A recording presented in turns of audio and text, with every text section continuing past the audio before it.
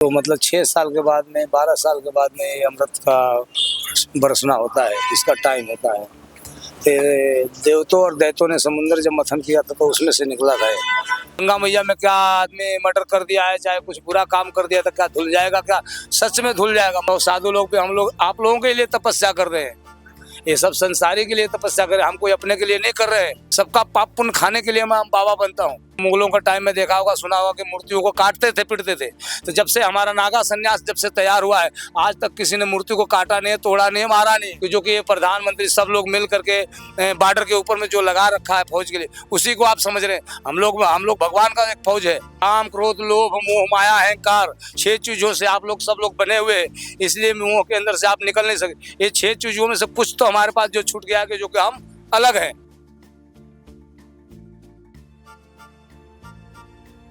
नमस्कार, आप देखना शुरू कर चुके हैं द हिंट। मैं हूं विपिन कुर्डिया।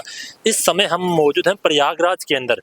और प्रयागराज के अंदर हम जब प्रयागराज पहुंचे तो बहुत से ऐसे तपस्वी बाबा जो कि तप कर रहे हैं और जिनके वो प्रयागराज में जो महाकुंभ लगा है उसकी जानकारी लेने के लिए, क्योंकि आम लोग ये पता नहीं कि महाकुंभ 2025 में जो लगा है, लोग कहते हैं 144 साल बाद लगा है, आगे नहीं लगेगा।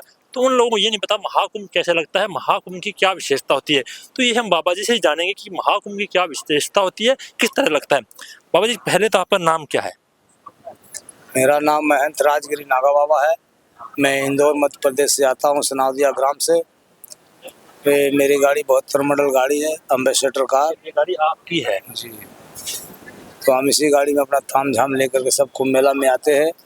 और कुंभ मेला में आते हैं, अमृत जब रचता है तो मतलब 6 साल के बाद में 12 साल के बाद में ये अमृत का बरसना होता है, इसका टाइम होता है। देवतों और दैत्यों ने समुद्र जब मंथन किया था तो उसमें से निकला था।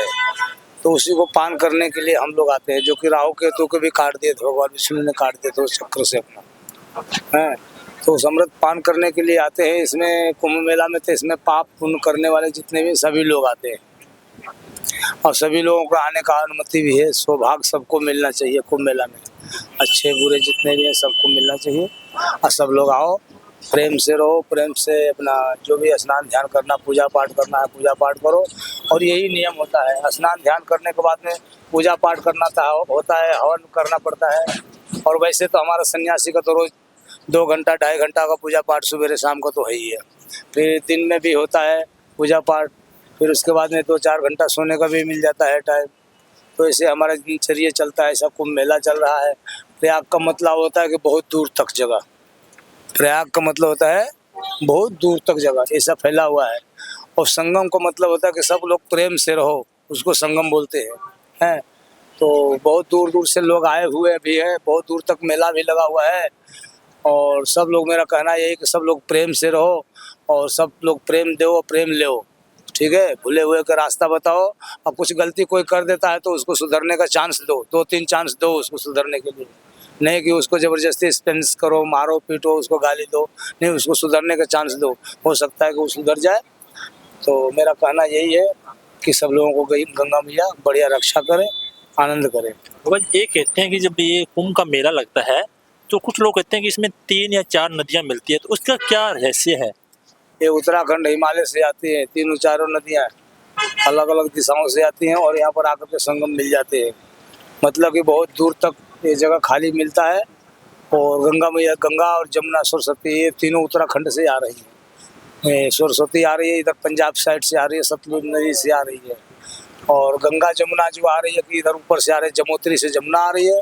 और बद्रीनाथ के तरफ से गंगोत्री आ रही है, भागीरथी जिसको बोलते हैं। तो यहाँ पर तीनों गंगा का यहाँ पर संगम हुआ है, ठीक है। यहाँ से फिर सरजू बन करके चलती है आगे, काशी बनारस, तुम्हारा क्या बोलते हैं कि अपना अयोध्या निकलती है।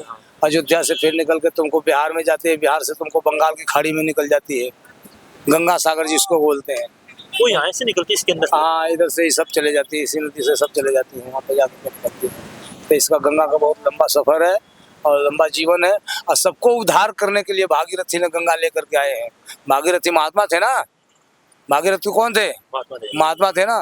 तो क्या उनको पूर्वजों के तारने के लिए, जो मरे गड़े नहीं होते, बाप दादे मरे गड़े जो होते, उनको उद्धार करने के लिए गंगा मैया को लेकर के आए हैं। तो हमारे कहने का मतलब यही है कि आप लोग भी माता पिता का जो दर्पण दान क्या करने का होता है, पितरदान क्या करने का होता है। तो इस कुंभ मेला में आकर के डुबकी लगाने के बाद में माता पिता का जो भी मरे हुए का, गड़े हुए का, या तो जिंदे है या तो कुछ भी है, उनके नाम से कुछ दान करते हैं, कुछ अपने अंदर लोगों को मन से दान करते हैं। तो वो सब दान पुण्य लेकर के हम लोग हवन पूजन करते हैं कि जो तुम्हारे पाप पुण्य जो होता है खत्म होता है। तो लोग बहुत बोलते हैं कि गंगा मैया में क्या आदमी मर्डर कर दिया है, चाहे कुछ बुरा काम कर दिया तो क्या धुल जाएगा? क्या सच में धुल जाएगा? मन में विश्वास है और मन में श्रद्धा है और जितना गलती किया है उसको छोड़ करके फिर अच्छे काम पर चलने लगे तो गंगा मैया जरूर माफ कर देंगी। जिसने मर्डर किया उसका भी पाप धुल जाता है। सबका पाप धुल जाता है यहाँ पर कहने का मतलब सुधर जाए, आगे वास्ते ना करे वो काम, आगे से ना करे, आगे से ना करे। जितना पिछले का कर्म का उसको छोड़ दो, उसको छोड़ के यहाँ स्नान कर ले। हाँ, यहाँ स्नान करे, ध्यान करे, पूजा पाठ करे, साधु संतों का दर्शन करे, मेला करे, भोजन भंडार करे, हैं, खिलवाए पिलवाए के हमारा जितने भी बुरे कर्म है एक गुरु महाराज जी को देते भेंट पूजा, ये हमारा खत्म हो जाना चाहिए। तो साधु लोग भी हम लोग आप लोगों के लिए तपस्या कर रहे हैं, ये सब संसारी के लिए तपस्या कर रहे हैं, हम कोई अपने के लिए नहीं कर रहे हैं।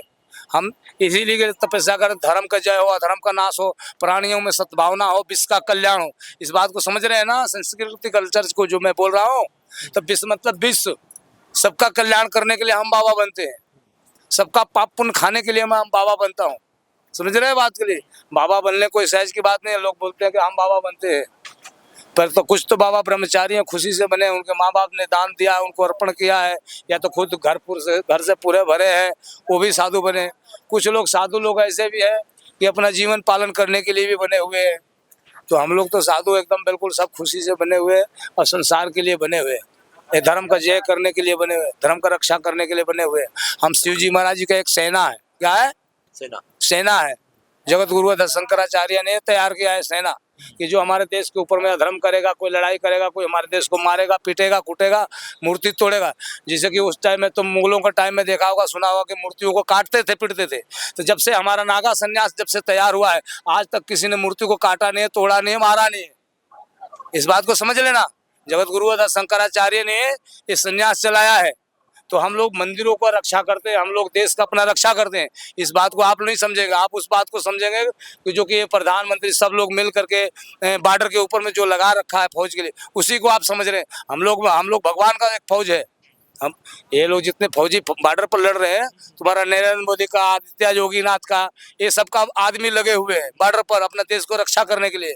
और हम लोग धर्म का रक्षा कर रहे हैं, हम लोग आपका बचाव कर रहे हैं, हम लोग घर बैठे ही आपका बचाव कर रहे हैं। हम लोग भारतीय जितना बॉर्डर पर लड़ रहे हैं उनके लिए भी तपस्या कर रहे हैं कि उनको कोई चोट ना हो, कोई फिट ना हो, कोई उनके ऊपर में देशद्रोही कोई हमला ना करे, उनके लिए भी हम लोग तपस्या करते हैं। तो मतलब भारत का मतलब कि भारत मतलब सब देश के लिए हम तपस्या करते हैं, सब आदमी इंसान के लिए, जीव जंतु के लिए, कि हमारे देश के ऊपर में कोई हानि ना पहुंचे। ये हमारा दिनचर्या है, ये मेरा कल्चर है। जैसे बाबा आप तपस्या कर रहे हो, आप नंगा साधु के भेष में रहते हो, तो आप तपस्या कब से कर रहे हो? कितने समय हो गया आपको इस जीवन के अंदर आए हुए? अपने से ही तपस्या कर रहा हूँ, अभी तक तपस्या ही कर रहा हूँ, आगे भी करते रहूंगा। जैसे आम साधु होते हैं, जो जैसे आम साधु बच्चा पैदा होता है तपस्या करने के लिए बच्चा पैदा होता है, जब गर्भ के अंदर में रहता ना तो भगवान से प्रार्थना करता है कि भगवान जल्दी मेरे को बाहर निकालो, मैं आपका भजन करूंगा। पर लोग आकर के यहाँ पर पैदा होकर के जन्म लेकर के या काम क्रोध लोभ मोह माया के अंदर में फंसे हुए हैं, समझ में? इस काम से निकल नहीं पाते हैं। काम क्रोध लोभ मोह माया अहंकार 6 चीजों से आप लोग सब लोग बने हुए हैं, इसलिए मुंह के अंदर से आप निकल नहीं सके। ये 6 चीजों में से कुछ तो हमारे पास जो छूट गया कि जो कि हम अलग है। अब उसको समझना पड़ेगा अपने को, और आपको भी समझना पड़ेगा क्या चीज छूटा है बाबा से कि जो कि सन्यास बना है। आपको प्रैक्टिकल करना होगा, हमको नहीं बताने की जरूरत है। हम सन्यासी हैं। बाबा जी आप जैसे पढ़े भी हुए हैं या नहीं पढ़े हुए? पढ़े हुए हैं। पढ़े नहीं हुए, आपको सिर्फ ज्ञान उस तरह से ज्ञान है जो आपके पता नहीं ज्ञान है कि नहीं है, मैं तो बकने का बक दिया हूँ। आप समझो कि ज्ञान है कि क्या है। एक बाबा जी जैसे आपकी गाड़ी है, कितने साल पुरानी हो गई गाड़ी? ये 72 मॉडल गाड़ी है, 50 साल से ज्यादा पुरानी हो चुकी है गाड़ी। आप इसके साथ ही चलते हैं? इसके साथ ही चलते हैं, सब सामान लेकर लक्सर चलते हैं। जैसे अभी प्रयागराज का जो कुंभ है समाप्त होंगे तो आप अपने आश्रम वहाँ जाएंगे? नहीं, अभी काशी बनारस जाएंगे। हम शिवरात्रि काशी बनारस का करेंगे, भोलेनाथ को हम दर्शन वहाँ पर करेंगे। जैसे आपकी तपस्या यहाँ चल रही है, ये जैसे ये तपस्या उठ कर काशी बनारस जाएगी, ये ऐसे तपस्या चलती है। हाँ। दोस्तों ये हमारे साथ जो बाबा नंगा साधु बाबा होते हैं, जिन्होंने बताया कि किस तरह ये तपस्या करते हैं, किस तरह ये विश्व का कल्याण कर रहे हैं। इन्होंने बहुत सी ऐसी बातें बताई कि हम किस तरह धर्म की रक्षा कर रहे हैं, किस तरह लोगों की रक्षा कर रहे हैं।